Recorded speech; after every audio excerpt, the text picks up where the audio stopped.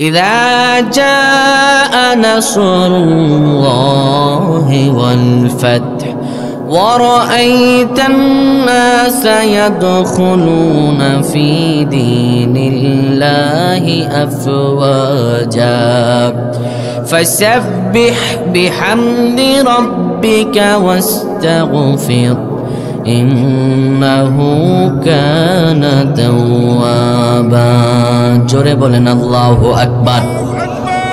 আমার আল্লাহ তাআলা বলেন ইযা জাআ নাসরুল্লাহি ওয়াল ফাতহ, যখন আল্লাহর পক্ষ থেকে বিজয় আসবে, যখন আল্লাহর পক্ষ থেকে সাহায্য বিজয় আসবে, শোনো ওয়ারাআইতান নাস ইয়াদখুলুনা ফি দীনিল্লাহি আফওয়াজা, তখন তুমি দেখতে পাবে মানুষগুলো দলে দলে দলে দলে আল্লাহর দ্বীনের দিকে শামিল হয়ে যায়। এরপর আল্লাহ তাআলা বলেন ফাসাব্বিহ বিহামদি রাব্বিকা ওয়াস্তাগফির, শোনো যখন তুমি বিজয় পাবা, যখন তুমি দেখতে পাবা মানুষগুলো আল্লাহ তাআলার দ্বীনের দিকে ধাবিত হচ্ছে, ফাসাব্বিহ বিহামদি, তখন তুমি আল্লাহ তাআলার প্রশংসা করো, শুধু প্রশংসাই নয় তার তাসবিহ পড়ো, আস্তাগফির তার নিকট ক্ষমা চাও, ইন্নাহু কানা তাওয়াবা, নিশ্চয় আমার আল্লাহ হলেন তাওবা কবুলকারী, আমার আল্লাহ হলেন ক্ষমা করে নেওয়ালা। এবার আপনাদেরকে আমি বলি কেন আমি আয়াত এই সূরা নাজিল হলো নাজিলের প্রেক্ষাপট না বলে কেন আমি অনুবাদ বললাম, এটা বলি আপনাদেরকে। এটা এই জন্য বলেছি কারণ আমরা আরবি পড়ি, আরবি অনেক আয়াত আমরা পড়ি, কিন্তু অর্থ না বোঝার কারণে আমরা জানি না আল্লাহ তাআলা কি বলেছেন। আমি আপনাদের অনুবাদ কি বুঝাইতে পারছি? অনুবাদ বুঝছেন আপনারা সবাই? তো বুঝলে এবার আপনাদেরকে আমি প্রশ্ন করব, রাসূলুল্লাহ সাল্লাল্লাহু আলাইহি ওয়াসাল্লামের উপর নাজিল হওয়া পূর্ণাঙ্গ সূরার মধ্যে সর্বশেষ সূরা যেটি, এটি হচ্ছে সূরাতুন নসর। এরপরে পূর্ণাঙ্গ কোনো সূরা নাজিল হয় নাই। এই সূরা নসর নাজিল হলো কখন?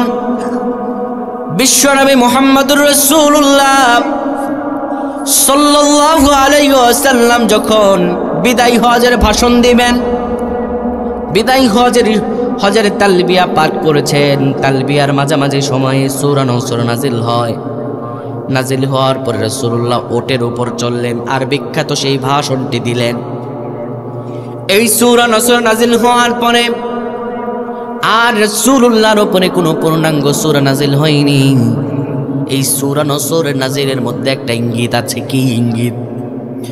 হযরত আব্দুল্লাহ ইবনে আব্বাস রাদিয়াল্লাহু তাআলা আনহু, যাকে বলা হয় রাইউল মুফাসসিরিন, সব মুফাসসিরদের সম্রাট, বদর যুদ্ধের পরে হযরত ওমর ফারুক রাদিয়াল্লাহু তাআলা আনহু বদর যুদ্ধে যারা যুদ্ধ করেছেন বৃদ্ধ সাহাবীদেরকে নিয়ে গোটা গোটা গোটা গোটা একটা সভা করতে লাগলেন। এখানে একটা সভা করেন, ওইটা একটা সভা করেন।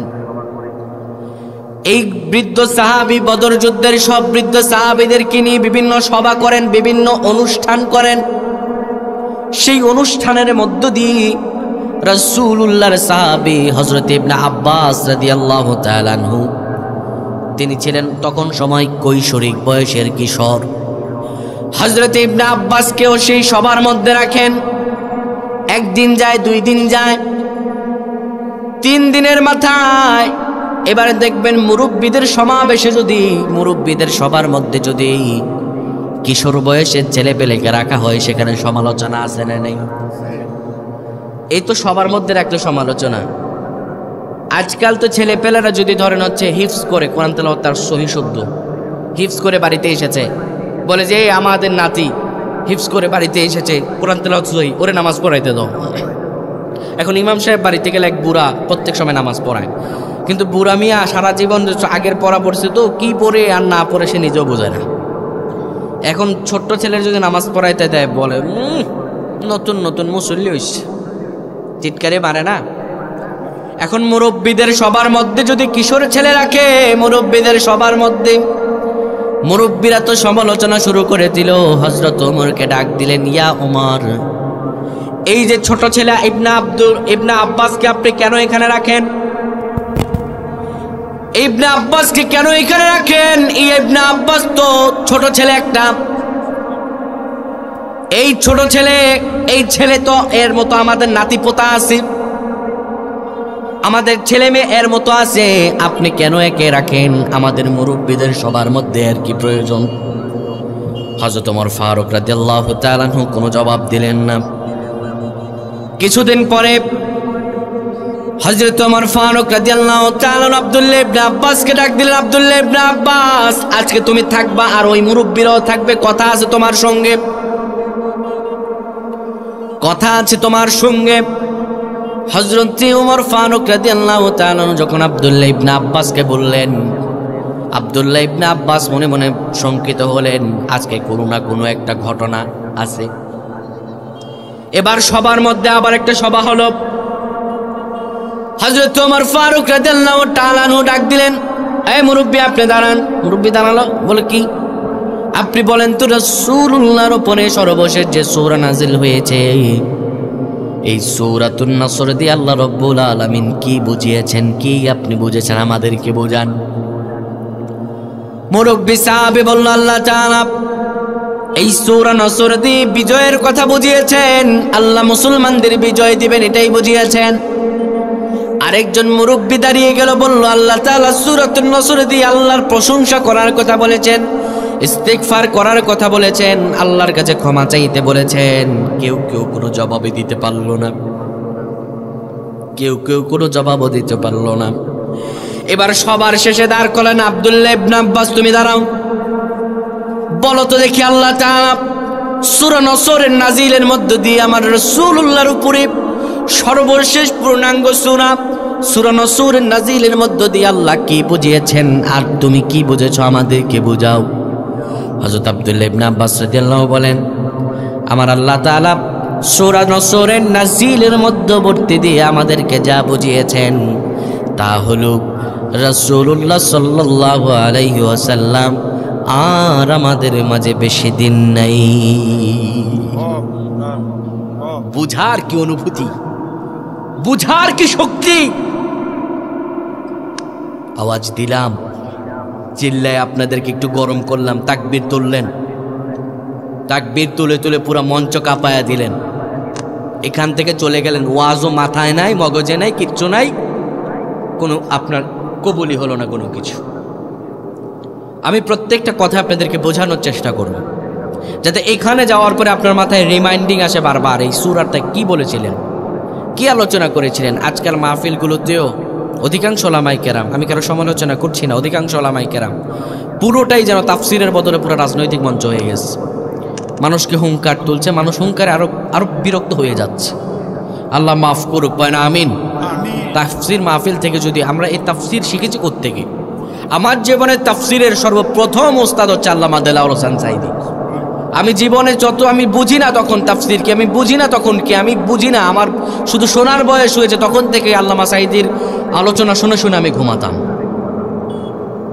এই মাহাত্ম্য ছিল কি, ওনার প্রসেসটা ছিল কি, আর আপনার আমার প্রসেস কি? সে ভাইরা আমার, তাফসির যে বুঝা বা সূরা আল্লাহ তাআলা কেন নাজিল করলেন, এই নাজিলের প্রেক্ষাপট বোঝা, এগুলোকে চারটিখানি কথা। মুরব্বি সাহাবীরা বুঝতে পারল না, বুঝতে পারলেন যে এই ছেলেটাকে এখানে রাখার ব্যাপারে মুরব্বীরা প্রশ্ন তুলল, সেই ছেলেটা বুঝলেন। ওমর ফারুক রাদিয়াল্লাহু তাআলা যখন মুরব্বীদের প্রশ্ন উত্তর শুনলেন, ডেকে বললেন, ও আব্দুল্লাহ ইবনে আব্বাস, তোমারও কি মতামত ওই মুরব্বীদের মতো? হযরতে আব্দুল্লাহ ইবনে আব্বাস বলল, ওমর, আল্লাহর নবীর প্রিয় সাহাবী, শোনেন, এই সূরা নাজিলের মধ্য দিয়ে আমি যা বুঝতে পেরেছি, রাসূলুল্লাহ আর বেশি দিন আমাদের মাঝে থাকবেন না। আল্লাহ যদি ইসলামের বিজয় দিয়ে দেন, রাসূলুল্লাহ আর থাকবেন না, এটি বুঝিয়েছেন।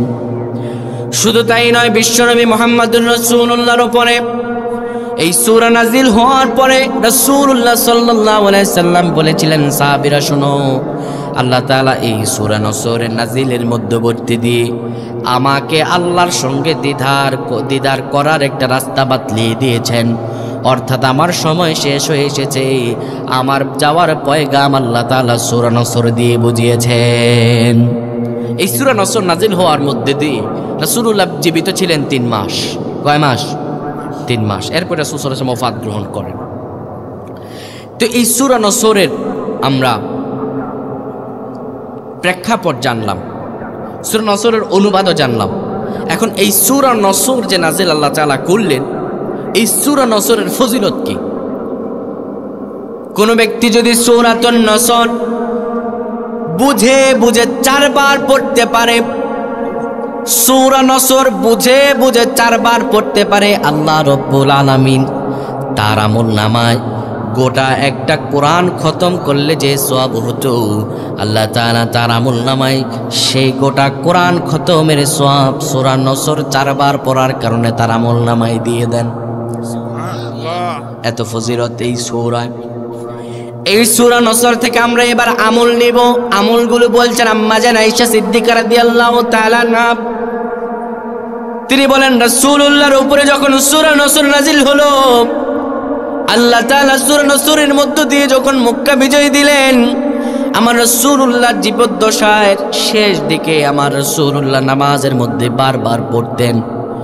বিশ্বনবী মুহাম্মদুর রাসূলুল্লাহ তার সালাতের মধ্যে সূরা নসরের কিছু আমল করতেন। কিছু আমল, সে আমলগুলো কি?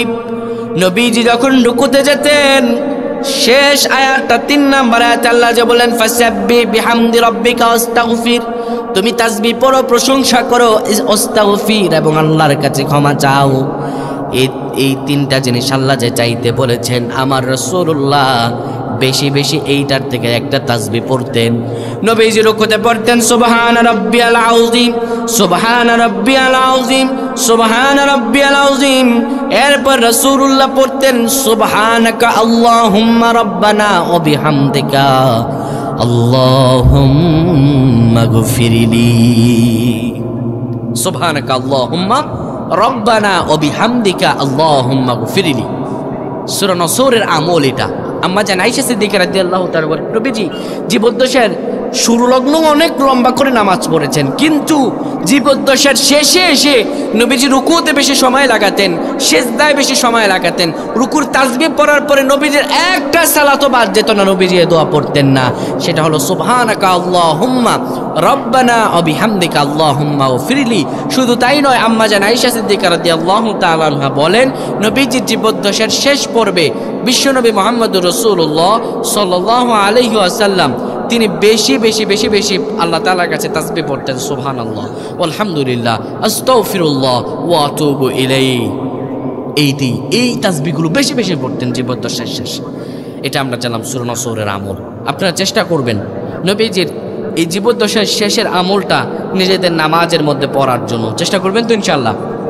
ইনশাআল্লাহ চেষ্টা করবেন। এই সূরা নসর দিয়ে আল্লাহ যে মক্কা বিজয়কে বুঝিয়েছেন, এটি কোনো সন্দেহ নাই। এটি মক্কা বিজয়ের একটি সূত্রপাতের একটি সূরা।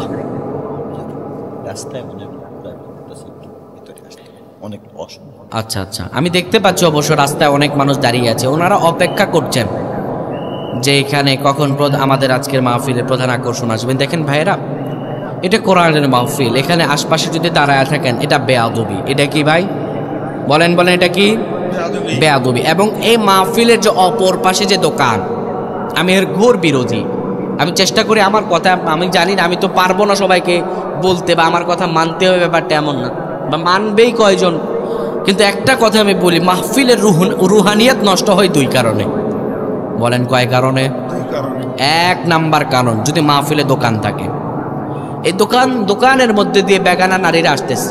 আরে মাহফিলের দোকান, মানুষ এখান থেকে কিছু শিখবে, ওখানে এসে কসমেটিক বেচে। এটা কি কসমেটিকের দোকান? এটা কি কসমেটিকের মাহফিল? ছেলে পুরুষেরা নারীরা অবাধে সেখানে হাঁটাচলা করতেছে, একজনের আরেকজন লাগছে, গায়রত নাই, কোনো পর্দা নাই, কিচ্ছু নেই, উল্টার গুনাহ হচ্ছে। আর 2 নাম্বার কারণ কি জানেন? রুহানিয়াত নষ্ট হয় যদি মাহফিলের শেষে তবারত থাকে, তখন মানুষ ওয়াজ শুনতে আসে না, খাবারের নিয়তে আসে। এই 2টা কারণে মাহফিলের রুহানিয়াত নষ্ট হয়। এখন আমি ওয়াজ করবো, এখানে মানুষ তো দোকানে চলে যাবে। প্রিয় ভাইরা আমার, আপনাদের কাছে অনুরোধ, আপনারা সকলে চলে আসুন, আপনাদের জন্য প্রত্যেকের জন্য দোয়া করব। আমি বিশ্বাস করি আপনারা কিছু শিখে যাবেন। বিশেষত আমার শিক্ষাটা এই পর্যন্তই ছিল, যারা শুরু লগ্ন থেকে এখন পর্যন্ত শুনছেন, সবগুলো শিক্ষণীয় বিষয় না ভাই?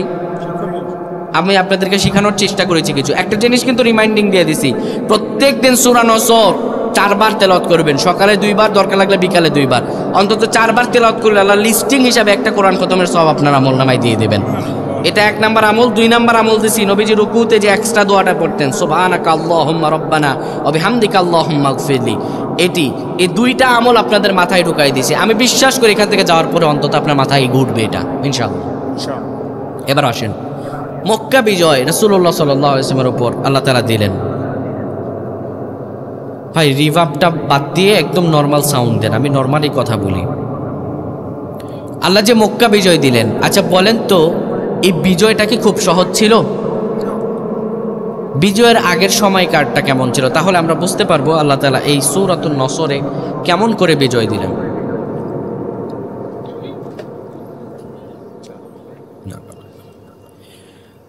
মুহাম্মাদুর রাসূলুল্লাহ সাল্লাল্লাহু আলাইহি ওয়াসাল্লাম যখন মক্কায় বিশ্বনবী মুহাম্মাদুর রাসূলুল্লাহর উপরে আল্লাহ রাব্বুল আলামিন যখন ওহী নাজিল করলেন, ইসলামের প্রেক্ষাপট তখন শুরু লগ্নের প্রেক্ষাপটে আমার রাসূলুল্লাহ জোর করে কিংবা রাসূলুল্লাহ সাল্লাল্লাহু আলাইহি ওয়াসাল্লাম জোরে বলে কোনো ইসলামের দাওয়াত দেন নাই, কিংবা প্রকাশ্যে দাওয়াত দেন নাই। বিশ্বনবী মুহাম্মদুর রাসূলুল্লাহ প্রথম দাওয়াত দিয়েছিলেন গোপনে। দাওয়াতটা ছিল কেমন?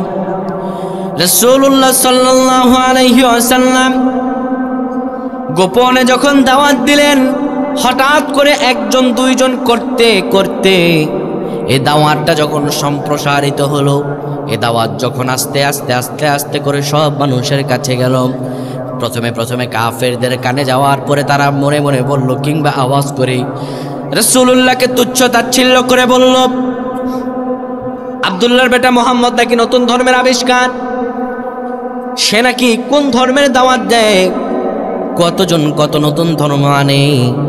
আব্দুল্লাহর বেটা মুহাম্মদ কয়দিনে বা নতুন ধর্ম আনবে, কয়দিনে বা তার ধর্মের প্রচার করবে। বাধা কেউ দিও না, তার কাজ সে করুক, কোনো বাধা তারে দেওয়ার দরকার নেই, কয়দিন বা করবে দেখাই যাবে। তারা সেটাকে পাত্তা দেয় নাই, ওই কয়দিন বা করবে, কোন থেকে কি আসছে, কোন ধর্ম কয়দিন চালাইতে পারবে। বলেন তো দেখি, মিথ্যা কোনো বিষয় যদি হতো, কাফেরদের এই ধারণাগুলো অবশ্যই কবুলিয়াত হয়ে যেত। কিন্তু ইসলাম এবং আমার রাসূলুল্লাহর উপরে যে দিন আল্লাহ তাআলা দিয়েছেন, এটা কি কোনো মিথ্যা দিন নাকি? আমার রাসূলুল্লাহর উপরে যে দিন আল্লাহ তাআলা দিয়েছেন, এটা কোনো মিথ্যা দিন নয়। আমার আল্লাহ তাআলা বলেন, শোনো, হুয়াল্লাযী আরসালা রাসূলাহু বিল হুদা ওয়া দীনিল হাক্কি লিইয়ুযহিরাহু আলাদ দীনি কুল্লিহি ওয়ালাউ কারিহাল মুশরিকুন। জোরে বলেন আল্লাহু আকবার। আমার আল্লাহ তাআলা বলেন, শোনো, এটা গতানুগতিক কোনো ধর্ম নয়। হুয়াল্লাযী আরসালা রাসূলাহু বিল হুদা, এটি হলো আল্লাহর পক্ষ থেকে তার রাসূলের উপরে যে হিদায়াত দিন দিয়েছেন। শুধু তাই নয়, লিইয়ুযহিরাহু আলাদ দীনি কুল্লিহি, তদানীন্তন সময়ে যতগুলো ধর্ম ছিল, যতগুলো বর্ণ ছিল, আর যতগুলো দিন ছিল, আল্লাহ তাআলা সব দিনের উপরে বিজয় দান করেছেন। ওয়ালাউ কারিহাল মুশরিকুন, যদিও মুশরিকরা তা অপছন্দ করে, আল্লাহ তাআলা দিনের বিজয় দান করেছেন। এবার রাসূলুল্লাহ সাল্লাল্লাহু আলাইহি সাল্লাম দিনের দাওয়াত দিচ্ছেন। বিশ্বনবী মুহাম্মদুর রাসূলুল্লাহর দিনের দাওয়াত পেয়ে কাফির মুশরিকরা এক এক করে সবাই রাসূলুল্লাহর হাতে হাত রেখে মুসলমান হয়ে যাচ্ছে, সবাই মুসলমান হয়ে যাচ্ছে। কাফেররা দেখতে পেল কোনোভাবে মুহাম্মদ আমিনকে থামানো সম্ভব নয়। এবার তারা চূড়ান্তভাবে ডিসিশন গ্রহণ করল। এই চূড়ান্ত ডিসিশন গ্রহণ করার আগে তারা অসংখ্য ডিসিশন নিয়েছিল। কি কি ডিসিশন? রাসূলুল্লাহ সাল্লাল্লাহু আলাইহি ওয়াসাল্লামের উপর যখন ওহী নাযিল হলো, আমার রাসূলুল্লাহ যখন একে একে দিনের দাওয়াত দিলেন, এবার হঠাৎ করে হজের সময়ে চলে আসলো মক্কায়। হজের সেই ট্র্যাডিশন আগ থেকেই, মক্কা নগরীতে রাসূলুল্লাহর আগ থেকেই হজের ট্র্যাডিশন, সব মানুষেরা মক্কা নগরীতে এসে হজ পালন করে। রাসূলুল্লাহ সাল্লাল্লাহু আলাইহি ওয়াসাল্লাম মক্কা নগরীতে তখন দিনের দাওয়াত দিচ্ছেন। কাফির মুশরিকরা তখন দারুন নাদওয়ায় একটা বৈঠক করলো। প্রথমে তারা বৈঠক করলো অপবাদের 1 নাম্বার বৈঠক। সে বৈঠকের মধ্যে সমবেত লোকজন ওয়ালিদ ইবনে মুগীরা সহ সবাই বসলো। বসার পরে এবার তারা ডিসিশন নিল, শোনেন ওয়ালিদ ইবনে মুগীরা, মক্কা নগরী তো আর থাকা যায় না। আব্দুল্লাহর বেটা মুহাম্মদ তার দিনের দাওয়াত সবার কাছে জনে জনে গিয়ে দেয়, তার জ্বালায় তো আর থাকতে পারি না, কি করা যায় বুদ্ধি দেন। এখন তো আবার হজের সময় চলে আসতেছে, আশপাশ রাষ্ট্র থেকে সবাই এই মক্কা নগরীতে আসবে। মক্কা নগরীতে আসলে পরে এই মক্কা নগরীতে যদি আব্দুল্লাহর বেটা মুহাম্মদ তাদের কাছে দিনের দাওয়াত দেয়, তবে দিনের দাওয়াত যদি তাদের কাছে পৌঁছে যায় তবে আমাদের ব্যবসায় ভাটা পড়ে যাবে। আব্দুল্লাহর বেটা মুহাম্মদের আনিত ধর্মের উপর তারা যদি ঈমান আনে তবে তার ধর্মটা একদম গোটা আশপাশ রাষ্ট্রেও চলে যাবে। কি করা যায় বুদ্ধি দেন। সমবেত লোকজন ওয়ালিদ ইবনে মুগীরা বসা, অনেকক্ষণ চিন্তা ভাবনা করে ওয়ালিদ ইবনে মুগীরা বলে, আমার মাথায় তো কিছুই আসে না, কি করা যায় তোমরা আমাকে বলো, প্রস্তাব দাও, আমি নির্বাচন করে দিব কোনটা আব্দুল্লাহর বেটা মুহাম্মদ আমিনের ব্যাপারে বলবা। অর্থাৎ জনে জনে যারা হজ করতে আসবে তাদের কাছে একটা কথা, এমন কথা বলতে হবে যেই কথাটা বললে পরে আব্দুল্লাহর বেটা মুহাম্মদ, যেই কথাটা বললে পরে তার কাছে আর কেউ আসবে না, যে কথাটা বললে পরে তার কাছে আর কেউ আসবে না, তার দিন কেউ নিতে আসবে না, তার দিন নেয়ার জন্য কেউ এখানে আসবেও না। সুতরাং আমাদের ধর্মই থাকবে, এরা আমাদের দলেরই লোক থাকবে, মুহাম্মদ আমিনের দলভুক্ত কেউ হবে না। আব্দুল্লাহর বেটা মুহাম্মদ আমিন সম্পর্কে কি বলা যায়? সমবেত লোকজন ওয়ালিদ ইবনে মুগীরাকে বলল। ওয়ালিদ ইবনে মুগীরা বলে, আপনারা প্রস্তাব দেন। একজন দাঁড়িয়ে গেল, দাঁড়িয়ে বলল, মুহাম্মদ আমিনের ব্যাপারে আমরা লোকজনের কাছে গিয়ে বলবো সে পাগল। কি বলবে? জোরে বলেন। মুহাম্মদ আমিনকে বলবো পাগল। এবার ওয়ালিদ ইবনে মুগীরা বলল, না, এই কথা মুহাম্মদ আমিনের ব্যাপারে বলা যায় না। লোকজন জিজ্ঞেস করলো, কেন বলা যায় না? ওয়ালিদ ইবনে মুগীরা বলল, পাগলের কথায় আগের কথার পরের কথায় কোনো সামঞ্জস্যপূর্ণ কোনো কথা নয়, কিন্তু মুহাম্মদ আমিনের কথা এত মাধুর্যপূর্ণ কথা, তার প্রত্যেকটা কথার মধ্যে কেমন যেন একটা মিল, আল্লাহ কেমন যেন একটা মিল রয়েছে। সুতরাং মুহাম্মদ আমিনকে পাগল বলা যায় না, তাকে পাগল বলা যাবে না। আরেকজন দাঁড়িয়ে গেল, দাঁড়িয়ে যাওয়ার পরে বলল, মুহাম্মদ আমিনকে তাহলে জাদুকর বলা হোক। ওয়ালিদ ইবনে মুগীরা বলল, না, জাদুকর বলা যায় না। সমবেত লোকজন বলল, কেন বলা যায় না? ওয়ালিদ ইবনে মুগীরা বলে, কেননা জাদুকরদের কথায় আকার ইঙ্গিত থাকে পরিপূর্ণ, কিন্তু মুহাম্মদ আমিনের একটি কথাও জাদুকরের মতো নয়, কিছুই বলা যায় না। আরেকজন লোক দাঁড়িয়ে বলল, তাহলে তাকে কবি বলা হোক।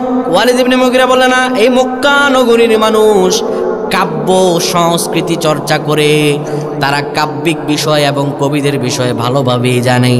মুহাম্মদ আমিন যা তেলাওয়াত করে, যা দিয়ে দাওয়াত দেয়, একটা কথাও কবির মতো নয়, কিছুই বলা যায় না।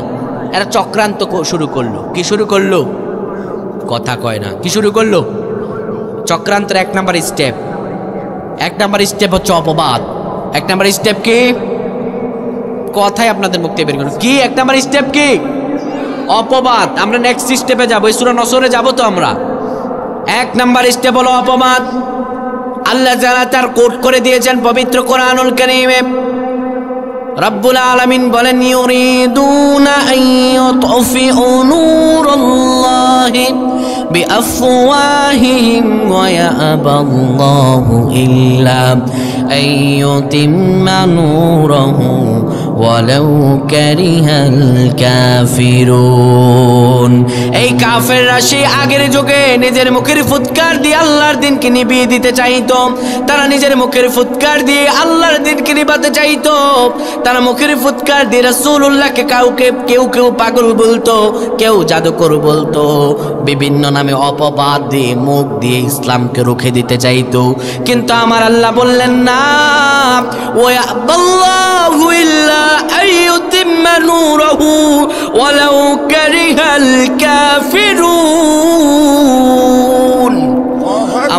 আল্লাহ বললেন না, সম্ভব নয়, কেউ এই দিনকে রুখে দিতে পারবে না। তারা যতই মুখের ফুৎকার দিয়ে আল্লাহর দিনকে নিভিয়ে দিতে আসুক না কেন, আল্লাহর দিনকে নিভিয়ে দেওয়া কোনো কাফেরের পক্ষে সম্ভব নয়। আল্লাহ তার দিনকে বিজয় দান করবেন, অলাউ কারিহাল কাফিরুন, যদিও কাফেররা তাও পছন্দ করে। এবার আসেন এই আয়াতের ব্যাখ্যা আমরা যাই। ওয়ালিদ ইবনে মুগীরা এবার সিদ্ধান্ত দিল, সবাইকে শোনো, মুহাম্মদ আমিনের ব্যাপারে একটা নির্দিষ্ট শব্দ ব্যবহার করা যাবে না। এই যে লোকজনগুলো হজের জন্য গোটা মক্কা নগরীতে এসে তাবু তাবু টানিয়ে থাকবে, আমরা তাদের কাছে কেউ কেউ গিয়ে বলবো মুহাম্মদ পাগল, কেউ কেউ গিয়ে বলবো তারা জাদুকর, কেউ কেউ বলবো মুহাম্মদ আমিন একজন কবি, কেউ তার কাছে যেও না। মানুষদেরকে আগের দিন রাতে গিয়ে সতর্ক করব, কারণ তারা জানে মুহাম্মদ আমিনের কাছে ভুলেও না যায়। চোরের মন পুলিশ, পুলিশ চোরের ভয় করে পুলিশের কাছে জানি না যায়, ঠিক কি না? এবার তারা চিন্তা ভাবনা করলো, যত লোক আসবে সবার কাছে রাতের গভীরে যাব। হজের সময় চলে আসলো, সব লোকগুলো আশপাশ রাষ্ট্র থেকে এনে তাবুতা নিয়েছে। ওয়ালিদ ইবনে মুগীরার কথা অনুযায়ী সব কাফেররা দলভুক্ত হয়ে একযোগ হয়ে সবার তাবুর মধ্যে রাতের গভীরে গিয়ে তাবুর মধ্যে হাত রাখতেছে, কই ভাই দরজা খোলেন। তাবুর লোকেরা অনেক ক্লান্ত বিশ্রান্ত এসে বিশ্রাম এসে বলে, এত গভীর রাতে কে ডাকে? তারা তাবু খুললো, তাবু খোলার পর বললে, কি সমস্যা বলেন? বলে, আমরা এই মক্কা নগরীর নেতা, আমরা সবচাইতে মক্কা নগরীর সচেতন লোক, আপনাদেরকে একটা কথা বলি, আপনারা কেন আসছেন? বলে, হজ করতে আসছি। হজ করতে আসছেন তো ভালো কথা, হজ করে চলে যাবেন, ভুলেও কিন্তু একজন ব্যক্তি আছে, তার কাছে যাবেন না। বলে, কে ব্যক্তি? কই, সে ব্যক্তির নাম হলো মুহাম্মদ, সে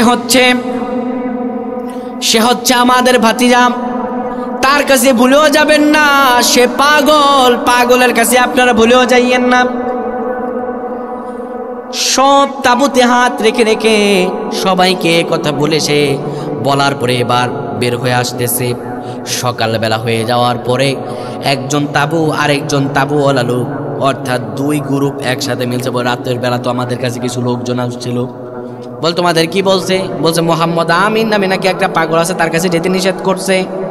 এবার তারা বলতেছে, তাহলে কি করা যায়? বলতে, যেহেতু পাগল, একা গেলে তো পাগলের কাছে সমস্যা, চলো না আমরা সবাই মিলিত হয়ে দেখতে যাই কেমন পাগল, একসাথে মিলিত হয়ে গেলে পরে কোনো তো সমস্যা নাই। আমার রাসূলুল্লাহ যে দাওয়াত দেয়া দুষ্কর ও কষ্টসাধ্য ছিল, জনে জনে গিয়ে সেই দাওয়াতকে কাফেররা মিথ্যা কথা বলে আর সহজ করে দিয়েছে। আল্লাহু আকবার। এবার সবাই যখন রাসূলুল্লাহর কাছে আসলো, আমার রাসূলুল্লাহ তখন সাহাবীদেরকে কোরআনের বাণীগুলো শোনাচ্ছিলেন। রাসূলুল্লাহ কোরআনের বাণীগুলো যখন শোনাচ্ছেন, ওই সমস্ত হাজিরা এসে রাসূলুল্লাহর কাছে আসতেছে, আর রাসূলুল্লাহর কণ্ঠে কোরআনের এত চমকপ্রদ কথাগুলো শুনে তারা হতবাক হয়ে গেল, আঁতকে উঠল, বিস্ময়কর ধাক্কা খেলো। এবার তারা তাকায় বলে, আরে কি বলে? এত সুন্দর কথা যার মুখ থেকে বের হয়, এত সুন্দর আয়াত যার মুখ থেকে বের হয়, এত বলেও পাগল নয়।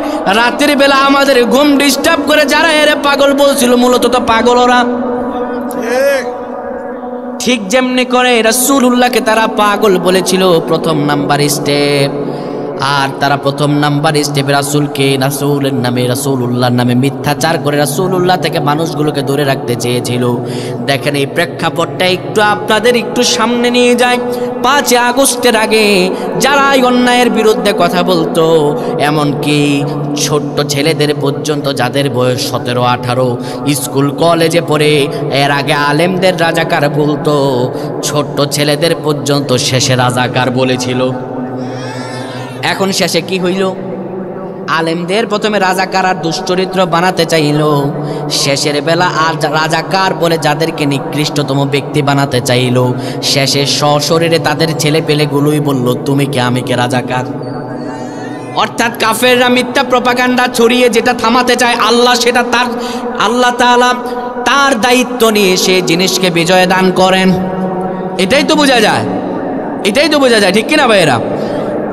অর্থাৎ কাফেররা রাসূলুল্লাহ থেকে পাগল বলে তাদেরকে দূরে রাখতে চাইল, কিন্তু আমার রাসূলুল্লাহকে আল্লাহ রাব্বুল আলামিন তাদের মুখ থেকে পাগল বলিয়ে তাদের মধ্য দিয়ে আমার রাসূলুল্লাহকে বিজয় দান করলেন। কাফিরদের প্রথম নাম্বার চক্রান্ত রাসূলুল্লাহকে কিভাবে বের করলেন, দারুন নাদওয়ায় প্রথম নাম্বার চক্রান্ত ছিল মৌখিক অপবাদ, আর দ্বিতীয়তম চক্রান্ত ছিল নিরবিচ্ছিন্নভাবে সব সমাবেশগুলো ভঙ্গ করে দেয়া। হাবিম শেষে আল্লাহ যেটা বলেছেন, ওয়াকাল আল্লাযীনা কাফারু লা তাসমাউ লিহাযাল কুরআন ওয়ালগাউ ফীহি লাআল্লাকুম তাগলিবুন। তারা সেখানে চক্রান্ত করলো। সবিশেষে 3 নাম্বার দারুন নাদওয়ায় তারা চক্রান্ত করলো। দারুন নাদওয়ায় চক্রান্ত করলো আব্দুল্লাহর বেটা মুহাম্মদকে অপবাদ দিয়েও মানুষ থেকে তাদের দূরে রাখা যাচ্ছেন না। সবিশেষে তারা চিন্তা ভাবনা করলো এবং তারা ডিসিশন নিল। এখন ডিসিশন হচ্ছে এই গোটা একাত্মবাদী খোদার যে দাওয়াত দেয় এই মুহাম্মদ আমিনকেই জীবিত রাখা যাবে না। সেই সময় দারুন নাদওয়ায় থেকে তারা রাসূলুল্লাহর ব্যাপারে চক্রান্ত করত, আর এখন দিল্লি থেকে চক্রান্ত করা হয় কোন আলেমকে জীবিত রাখা হবে আর কোন আলেমকে জেলে রাখা হবে, ঠিক কিনা? তা আমরা বিশ্বাস করি তোমরা যারাই চক্রান্ত করো তোমাদের চেয়ে আমার আল্লাহ রাব্বুল আলামিন অত্যন্ত চমকপ্রদভাবে আমার আল্লাহ তাআলা কৌশল করে তার দিনকে অবশ্যই বিজয় দান করবেন। ওয়ালাউ কারিহাল কাফিরুন, তোমরা কাফেররা যদি অপছন্দ করো, ওয়ালাউ কারিহাল মুশরিকুন, তোমরা মুশরিকরা যদি অপছন্দ করো, বিজয় আর সাহায্য যখন আসবে বাদ ভাঙা জোয়ার হয়ে আল্লাহর বিজয় আসবে, কেউ আটকাতে পারবে না। আমরা বিশ্বাস করি আল্লাহ যেন আমাদেরকে সূরা নসরের মধ্য দিয়ে যে বিজয় দান করেছেন পরিপূর্ণ এই ইসলামে যেন ইসলামের বিজয় হয়েছে, কালিমার পতাকা পথ করে উঠছে, এটা যেন দেখে মরতে পারি। আল্লামা সাঈদীর স্বপ্ন ছিল, আল্লাহ তাআলা যেন আল্লামা সাঈদীর এই স্বপ্নকে এই জমিনে বাস্তবায়ন করার তৌফিক দান করেন, পয় না আমিন। আমার এই স্বল্প সময়ে কথায় আপনারা যারা শুনেছেন আবারও যদি কখনো দেখা হয়ে যায় সূরা নসরের তাফসীর আমরা সেদিন শেষ করব ইনশাআল্লাহ। আমা তৌফিক ইল্লা বিল্লাহ। আসসালামু আলাইকুম ওয়া রাহমাতুল্লাহি ওয়া বারাকাতুহু।